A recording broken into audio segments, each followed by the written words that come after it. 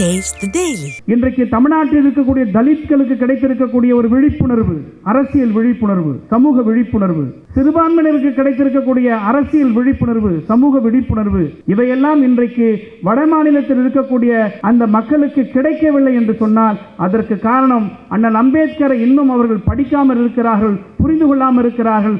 அதை தாண்டி நமக்கு கிடைத்த தந்தை பெரியாரை போல, பேரறிஞர் அண்ணாவை போல ஒரு மாபெரும் ஆளுமைமிக்க தலைவர்கள் அவர்களுக்கு கிடைக்க தவறி இருக்கிறார்கள். இதுதான் அவர்களுக்கும் நமக்குமான ஒரு வித்தியாசம். ஆனால் தான் சொல்லுகிறேன், இங்கே அண்ணன் எழுச்சி தமிழர் அவர்கள் மேடையில் இருக்கிறார். உங்களுடைய சேவையும் உங்களுடைய சமூக தொண்டும் வெறும் தமிழ்நாட்டோடு மட்டும் இவை சுருங்கி இருந்துவிடக் கூடாது. இன்றைக்கு இந்தியா அளவில் இருக்கக்கூடிய சிறுபான்மையினுடைய உரிமைகளுக்காகவும் தலித்களுடைய உரிமைகளுக்காகவும் உங்களுடைய குரல் ஒலிக்க வேண்டும். இதற்காக இந்தியா முழுவதும் ஒருங்கிணைக்கக்கூடிய ஒரு பொறுப்பை, ஒரு பணியை அண்ணன் அவர்கள் எதிர்காலத்தில் இதை மேற்கொள்ள வேண்டும் என்று நான் கேட்டுக்கொள்கிறேன். இது வெறும் அரசியலுக்காக சொல்ல வரல, ஆபத்து, நம்ம கண்முன்னே இருக்கக்கூடிய ஆபத்து.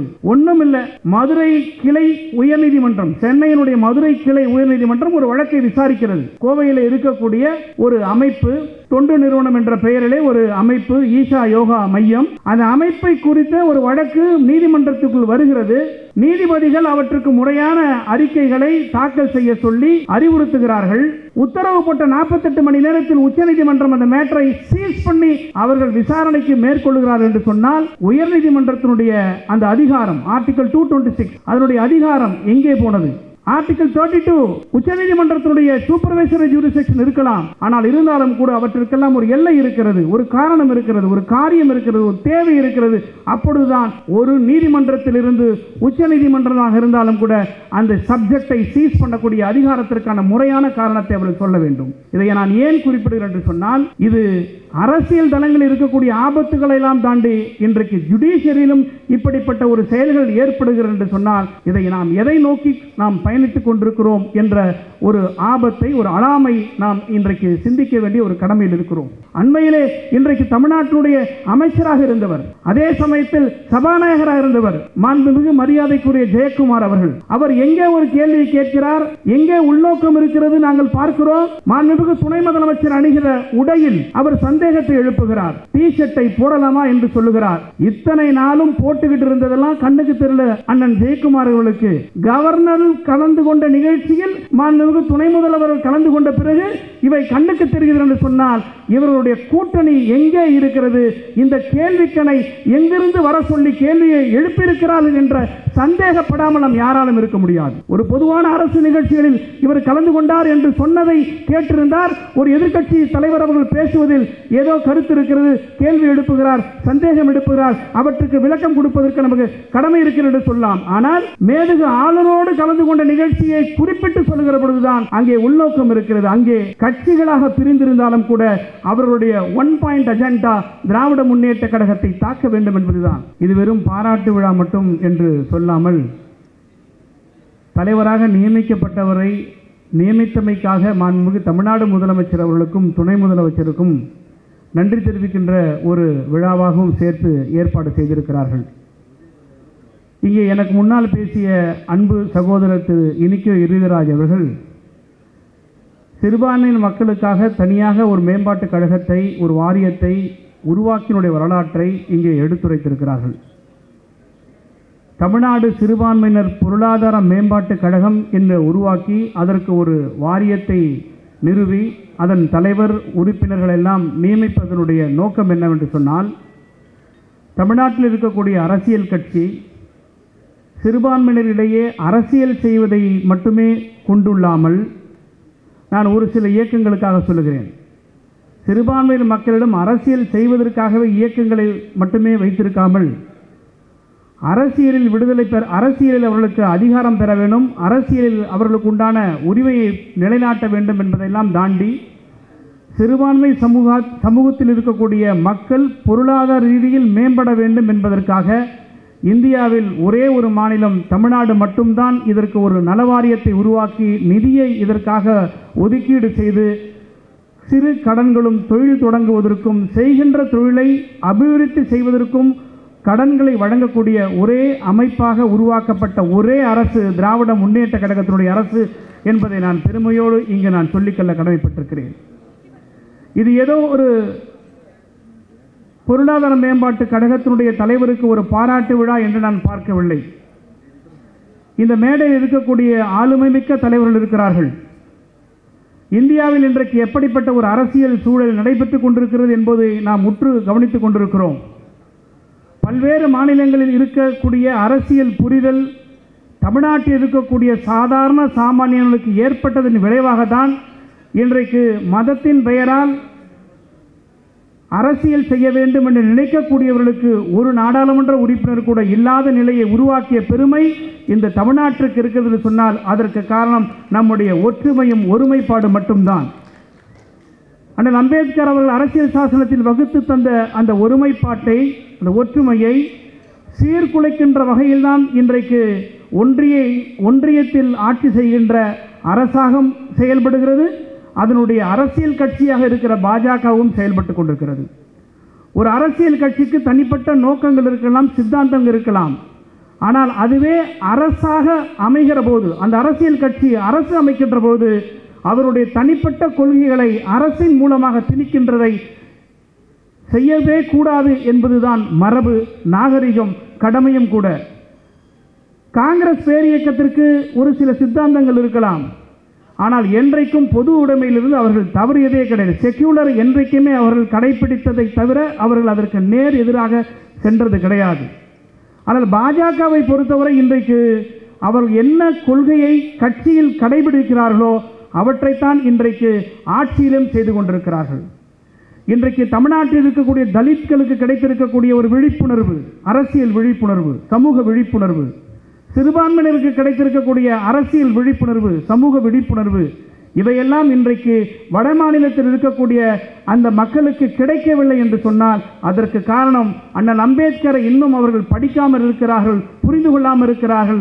அதை தாண்டி நமக்கு கிடைத்த தந்தை பெரியாரை போல, பேரறிஞர் அண்ணாவை போல ஒரு மாபெரும் ஆளுமைமிக்க தலைவர்கள் அவர்களுக்கு கிடைக்க தவறி இருக்கிறார்கள். இதுதான் அவர்களுக்கும் நமக்குமான ஒரு வித்தியாசம். அதனால் தான் சொல்லுகிறேன், இங்கே அண்ணன் எழுச்சி தமிழர்கள் மேடையில் இருக்கிறார். உங்களுடைய சேவையும் உங்களுடைய சமூக தொண்டும் வெறும் தமிழ்நாட்டோடு மட்டும் இவை சுருங்கி இருந்துவிடக்கூடாது. இன்றைக்கு இந்தியா அளவில் இருக்கக்கூடிய சிறுபான்மையினுடைய உரிமைகளுக்காகவும் தலித்களுடைய உரிமைகளுக்காகவும் உங்களுடைய குரல் ஒலிக்க வேண்டும். இதற்காக இந்தியா முழுவதும் ஒருங்கிணைக்கக்கூடிய ஒரு பொறுப்பை, ஒரு பணியை அண்ணன் அவர்கள் எதிர்காலத்தில் இதை மேற்கொள்ள வேண்டும் என்று நான் கேட்டுக்கொள்கிறேன். இது வெறும் அரசியலுக்காக சொல்ல வரல, ஆபத்து, நம்ம கண்முன்னே இருக்கக்கூடிய ஆபத்து. ஒன்றும் இல்லை, மதுரை கிளை உயர்நீதிமன்றம், சென்னையினுடைய மதுரை கிளை உயர்நீதிமன்றம் ஒரு வழக்கை விசாரிக்கிறது. கோவையில் இருக்கக்கூடிய ஒரு அமைப்பு, தொண்டு நிறுவனம் என்ற பெயரிலே ஒரு அமைப்பு, ஈஷா யோகா மையம், அந்த அமைப்பை குறித்த ஒரு வழக்கு நீதிமன்றத்துக்குள் வருகிறது. நீதிபதிகள் அவற்றுக்கு முறையான அறிக்கைகளை தாக்கல் செய்ய சொல்லி அறிவுறுத்துகிறார்கள். உத்தரவு போட்ட 48 மணி நேரத்தில் உச்சநீதிமன்றம் அந்த மேட்டரை சீஸ் பண்ணி அவர்கள் விசாரணைக்கு மேற்கொள்கிறார்கள் என்று சொன்னால் உயர்நீதிமன்றத்தினுடைய அந்த அதிகாரம் ஆர்டிகல் 226 அதனுடைய அதிகாரம் எங்கே போனது? ஆர்டிகல் 32 உச்சநீதிமன்றத்தினுடைய சூப்பர்வைசரி ஜூரிஸ்டிக்ஷன் இருக்கலாம். ஆனால் இருந்தாலும் கூட அவற்றிற்கெல்லாம் ஒரு எல்லை இருக்கிறது, ஒரு காரணம் இருக்கிறது, ஒரு காரியம் இருக்கிறது, ஒரு தேவை இருக்கிறது. அப்பொழுதுதான் ஒரு நீதிமன்றத்திலிருந்து உச்ச நீதிமன்றமாக இருந்தாலும் கூட அந்த சப்ஜெக்டை சீஸ் பண்ணக்கூடிய அதிகாரத்திற்கான முறையான காரணத்தை அவர்கள் சொல்ல வேண்டும். இதை நான் ஏன் குறிப்பிடுகிறேன் என்று சொன்னால், இது அரசியல் தளங்களில் இருக்கக்கூடிய ஆபத்துக்களை எல்லாம் தாண்டி இன்றைக்கு ஜுடிஷியரியிலும் இப்படிப்பட்ட ஒரு செயல்கள் ஏற்படுகிறது என்று சொன்னால் இதை நாம் எதை நோக்கி நாம் பயணித்துக் கொண்டிருக்கிறோம் என்ற ஒரு ஆபத்தை, ஒரு அலாமை நாம் இன்றைக்கு சிந்திக்க வேண்டிய ஒரு கடமையில் இருக்கிறோம். இன்றைக்கு தமிழ்நாட்டில் திராவிட மாடல் ஆட்சியை தந்து கொண்டிருக்கிற நம்முடைய தலைவர் அண்ணன் தளபதி அவர்கள் அரசியலில் பல்வேறு நெருக்கடிகள், ஒன்றிய அரசு தங்களுடைய கொள்கைகளை, கல்விக் கொள்கையாக இருக்கட்டும் அல்லது எந்த கொள்கையாக இருந்தாலும் கூட அவற்றில் ஒன்றிய அரசுக்கு பணிந்து வந்தால்தான் நிதிகளை நாங்கள் விடுவிப்போம் என்கின்ற மோசமான ஒரு முன்மாதிரி இல்லாத ஒரு அரசாங்கமாக இன்றைக்கு நடந்து கொண்டிருக்கிறது. மாநிலங்களுக்கு இடையில் கருத்து மாறுபாடு இருக்கலாம், மாநிலங்களில் இருக்கக்கூடிய அரசியல் கட்சிகளுக்கு கருத்து மாச்சரியங்கள் இருக்கலாம். ஆனால் இரு அரசுகள், மாநில அரசு, ஒன்றிய அரசு என்று வருகிற பொழுது நாட்டின் மக்களுடைய மீது அக்கறை கொண்டு ஒன்றிய அரசு அந்தந்த மாநிலங்களுக்கு கொடுக்க வேண்டிய நிதியை முறையாக விடுவிக்க வேண்டிய பொறுப்பு அவர்கள் இருக்கிறது. ஆனால் அந்த இடத்திலும் வன்மத்தை அவர்கள் பார்க்கிறார்கள்.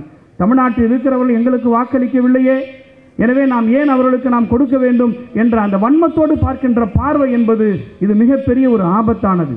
100 ஆண்டுகளுக்கு முன்பு நமக்கு என்ன ஒரு சவால்கள் இருந்ததோ, 100 ஆண்டுகளுக்கு முன்பு நமக்கு சித்தாந்த ரீதியில் என்ன ஒரு போரை தொடுக்க வேண்டிய ஒரு நிலைமை ஏற்பட்டதோ, இன்றைக்கு நவீன உலகத்திலும் அத்தகைய சித்தாந்தங்கள் நவீன முறையில் புகுத்தப்பட்டு வருகிறது.